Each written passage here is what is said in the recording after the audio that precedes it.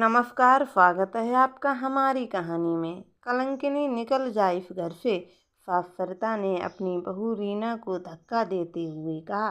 रीना, माँ जी रहम कीजिए, अब मैं कहाँ जाऊँगी? आपके सिवा इस दुनिया में मेरा है ही कौन? सरिता, क्यों? कोई नहीं है? और उस छोरे के साथ कार में बैठकर पूरे शहर में घूमती तो रही है। चेतन ने मुझे सब कुछ बता दिया है। रीना, माँ जी, अब कभी किसी के साथ नहीं जाऊंगी, आप इस बार माफ़ कर दो। सरिता, नहीं, तेरे जैसी औरत को मैं इस घर में नहीं रख सकती। ना जाने किस किस के साथ जिस्मानी रिश्ता बनाए हुए है। रीना की माँ उसे जन्म देकर परमात्मा के पास चली गई। दादी ने पाला पर कुछ समय पश्चात दादी की मौत हो गई। दादी की अकस्मात मृत्यु से रीना को उसके पिता से हृदय से लगा लिया। रीना की देखभाल के कारण और सगे संबंधियों के दबाव में आकर दिनेश ने मजबूरीवश कालिंदी से दूसरी शादी कर ली। कालिंदी भी अन्य सौतेली माँ की तरह ही निकली। अपने कोख के जन्मने से पहले रीना का ध्यान रखती, स्नेह करती, लेकिन जैसे ही कालिंदी ने एक बेटे को जन्म दिया, उसका लाड़ प्यार दुलार रीना के लिए ख़त्म हो गया। कालिंदी ने रीना को परेशान करना शुरू कर दिया। ना स्कूल, ना कोई पढ़ाई, बस घर का काम और चिंटू को संभालना। रीना पढ़ाई के लिए तैयार थी, लेकिन फिर घर का काम कौन करेगा? दिनेश सब कुछ समझता महसूस करता, लेकिन अक्सर देखा गया है कि दूसरी पत्नी आने पर पति बेबस हो जाता है। अनपढ़ रीना को एक उसके योग्य वर के साथ विवाह गठबंधन में बांध दिया गया। रीना की कोई गलती नहीं थी, लेकिन फिर भी उसकी शादी के एक महीने में पिता की मृत्यु का कारण रीना को माना गया। कालिंदी ने स्पष्ट कह दिया, अब निहर ससुराल सब वही है, इधर आने की जरूरत नहीं है। पति की मृत्यु के बाद कालिंदी हमेशा के लिए ससुराल से सब कुछ बेच बाँच कर कहीं चली गई। रीना का पति रोहित एक समझदार युवक था। उसने रीना को पढ़ाई हेतु राजी किया, प्राइवेट परीक्षा दिलवाई और 8वीं उत्तीर्ण करा दिया। अब रोहित ने उसे जोर देकर 10वीं का फार्म भरवा दिया था। रोहित चाहता था कि रीना पढ़े। 10वीं की परीक्षा में अभी समय था। रोहित रीना को स्वयं पढ़ाता था। रीना का दुर्भाग्य कहें या ईश्वर का निर्णय, एक दिन रोहित सर्प के डंक के कारण काल कल्पित हो गया। खेत में काम करते करते उसे एक जहरीले सांप ने काट लिया। रीना को रोता बिलखता छोड़ गया। रीना दिन रात काम करती, रात को सोते समय पति की याद में आंसू बहाती और फिर पति की इच्छा का सम्मान करते हुए पढ़ने बैठ जाती। रीना अपने पति की इच्छा को पूर्ण करते हुए पढ़ रही थी। मार्च का महीना आ गया और बोर्ड परीक्षा की तिथि भी आ गई। बोर्ड पर केंद्र शहर में था। कौन दिलाता उसे परीक्षा? रीना ने पड़ोस के एक हम उम्र से अपने साथ परीक्षा देने ले जाने का निवेदन किया। वो भी 10वीं की परीक्षा दे रहा था। रीना ने उसका पेट्रोल खर्च भी पहले ही दे दिया था। 5 दिन की बात थी। एक दिन परीक्षा, फिर छुट्टी, फिर परीक्षा, इस तरह 2 पेपर हो चुके थे। तीसरे पेपर को देने के बाद रीना उस लड़के के साथ आ ही रही थी कि उसकी नीयत खराब हो गई। वो रीना से मजाक के बहाने अश्लील बातें करने लगा। 1 घंटे के रास्ते को पार करने में 2 घंटे लगा दिए और स्पष्ट कहें, अगले दिन नहीं आऊँगा, पेट्रोल से काम नहीं चलता, कुछ और भी चाहिए। रीना ने उसे समझाया, विनती की, समझाया, लेकिन वो एक पेड़ के नीचे मोटरसाइकिल रोक कर खड़ा हो गया। रीना पति की इच्छा की पूर्ति अपनी इज्जत देकर नहीं चाहती थी। रीना ने स्पष्ट मना कर दिया। वो युवक चिढ़ गया और बाइक स्टार्ट कर रीना को वहीं छोड़कर अपने घर चला आया।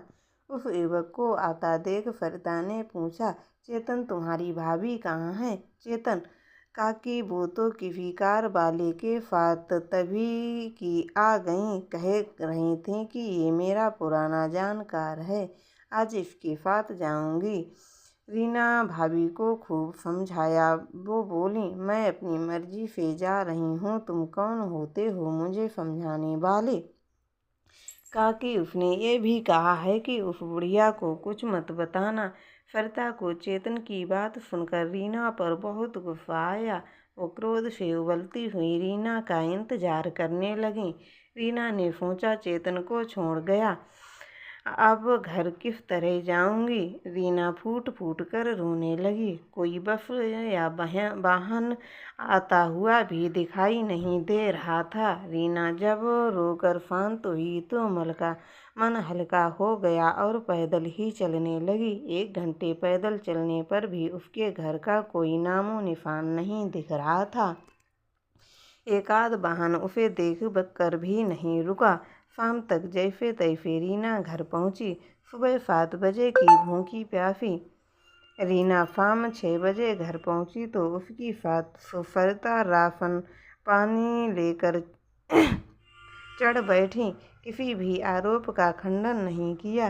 रीना जानती थी इस समय मेरी सारी बातें झूठ ही लगेंगी। चेतन ने क्या पता किस तरह माँ को भड़काया होगा। सरिता ने रीना को अपने घर से बाहर निकाल कर ही पानी पिया। अब तक आगे आपने पढ़ा। रीना उससे बचने का ठोस उपाय सोच रही थी। अब आगे रीना की मजबूरी थी। चेतन की माँ के कहने पर उसने आश्रय ले लिया। चेतन मन ही मन बहुत खुश हो रहा था। खाना बनाने में रीना ने हाथ तो बटाया। खाना खाने के बाद रीना ने झूठे बर्तन साफ किए। चेतन ने देखा माँ टीवी देख रही हैं तो बोला, मम्मी कल परीक्षा नहीं है, लेकिन अगले दिन मैथ का पेपर होने के कारण देर तक पढ़ूंगा। आप कहें तो रीना भाभी को भी मेरे साथ पढ़ने बुला लूं। रीना चेतन की माँ के पास ही बैठी थी। चेतन की माँ ने रीना से कहा, जाओ बहू कुछ देर पढ़ लो, सोने के लिए यहीं मेरे कमरे में आ जाना। रीना ना चाहते हुए भी चेतन के कमरे में गई। चेतन रीना से बहुत ज़्यादा नफरत हो गई थी, लेकिन उसे ठंडे दिमाग से काम लिया। चेतन के कमरे में चली गई। चेतन के साथ मैथ्स की प्रैक्टिस कर रही थी। दिन भर की थकी हुई थी। उसकी आंखें नींद से बंद हुई जा रही थीं। वो नींद की झपकी लेने लगी। चेतन ने देखा तो सोने वाली है। आज के बाद क्या पता कब मौका मिले। चेतन भाभी पढ़ नहीं रही हो। रीना, नहीं मैं सोना चाहती हूँ। चेतन तो सो जाओ ना। रीना, यहाँ नहीं। आपकी मम्मी आ गई तो चेतन का रोम रोम खिल गया। रीना की बात सुनकर चेतन की वासना अंगड़ाई लेने लगी। रीना ने चेतन से कहा, मैं अभी जाकर सोती हूँ। जब आपकी मम्मी सो जाएंगी तब मैं आकर सो जाऊंगी। अगर हम दोनों छत पर चले जाएंगे तो किसी का डर भी नहीं रहेगा। चेतन मान गया। रीना चुपचाप नीचे आ गई। दिन भर की परेशान और थकी हुई थी। चेतन की माँ खर्राटे भर रही थी। रीना उसे सोती देखकर तुरंत ऊपर आ गई। चेतन के कमरे में पहुंच गई। नींद उसकी भाग चुकी थी। चेतन को इशारे से छत पर बुलाया। चेतन खुश होकर उसके पीछे पीछे छत पर चल दिया। रीना ने चेतन से कहा, मुझे नींद आ रही है, जल्दी से अपने कपड़े खोलो और इच्छा पूरी करो। चेतन ने तुरंत उसकी बात मानी। रीना ने उसके कपड़ों को छत पर से नीचे फेंक दिया। चेतन कुछ समझता उससे पहले रीना ने एक लात जमाई और रीना छत से नीचे आ गिरा। उसकी हालत की चिंता न करते हुए रीना फुर्ती से उसकी माँ के पास आकर सो गई। छत की एक तरफ चेतन के कपड़े थे, दूसरी ओर वो खुद घायल पड़ा था। रीना चेतन की माँ की पीठ से चिपक कर सो रही थी। छत की एक तरफ चेतन के कपड़े पड़े थे और दूसरी तरफ वो खुद घायल पड़ा था। रीना चेतन की माँ की पीठ से चिपक कर सो रही थी। चेतन का एक पैर टूट चुका था, सिर से रक्त बह रहा था, 3 दांत उसके अलविदा कह चुके थे। उसकी वहाँ मुड़कर लटक रही थीं। चेतन की हालत इतनी खराब हो रही थी कि अगर रात भर इसी तरह पड़ा रहा तो यमदूत अपने ग्राहक को संभालने आ जाएंगे। चेतन मुश्किल से घिसटता फरकता अपने घर के दरवाजे पर पहुंचा। उसने आवाज़ देनी चाही, लेकिन आवाज़ नहीं निकल रही थी। चेतन ने बड़ी मुश्किल से एक पत्थर से दरवाजे को खटखटाया। रीना तो जाग रही थी, लेकिन वो क्यों बाहर आए? कई बार खटखटाने के बाद रीना ने चेतन की माँ को जगाया। ताई जी, लगता है कोई दरवाज़ा खटखटा रहा है। चेतन की माँ ने कहा, कोई नहीं है, सो जा। तेरे ताऊ ससुर जो अभी ड्यूटी के अगले सप्ताह आएंगे। रीना ने उन्हें पुनः जगाया और कहा, ताई जी, आप एक बार देखें तो सही कौन है। अच्छी खासी नींद से जगा कर रीना को डांट कर चेतन की महतारी जागी। बाहर निकलकर मुख्य दरवाजे को खोला और वस्त्र विहीन टूटे फूटे राजकुमार चेतन को देख चीखी, हाय रे, क्या हो गया? तू किसकी गाड़ी के नीचे आ गया? तेरे कपड़े कहाँ हैं? तेरे शरीर से कितना खून बह रहा है? चेतन कड़ रहा उठा। माँ ने उसे जैसे तैसे अंदर किया, उसके नंगे बदन पर एक चादर डाली, उसकी चोटों को देखते हुए एम्बुलेंस को कॉल किया, चेतन को अस्पताल में भर्ती किया। रीना को घर का ध्यान रखने की हिदायत देकर चेतन की माँ चेतन के साथ अस्पताल चली गई। रीना के अंदर के सारे दरवाजे बंद कर चैन से सो गई। रीना ने बड़ी अच्छी नींद ली। सुबह चेतन की माँ आई और बताया कि चेतन की एक टांग काटनी पड़ेगी। उसके पिता भी छुट्टी लेकर आ रहे हैं। चेतन के पिता फौज में थे। अकेला चेतन घर का चिराग होने के कारण लाड़ प्यार में बिगड़ गया था। अक्सर यही होता है, इकलौती संतान माता पिता के प्यार का गलत फायदा उठाती है। चेतन के पिता ने अपनी पत्नी को यहाँ छोड़ रखा था कि बेटा पढ़ लिख जाएगा। 2 बार मैट्रिक में फेल हो गया था तो स्कूल वालों ने हाथ जोड़ लिए थे। इस बार चेतन स्वयं पाठी के रूप में परीक्षा दे रहा था। चेतन की माँ सुनीता की कोई विशेष गलती नहीं थी। हर एक माँ को अपना बेटा प्रिय लगता है और सैनिक तो अपनी संतान को बिल्कुल कष्ट नहीं देने देते।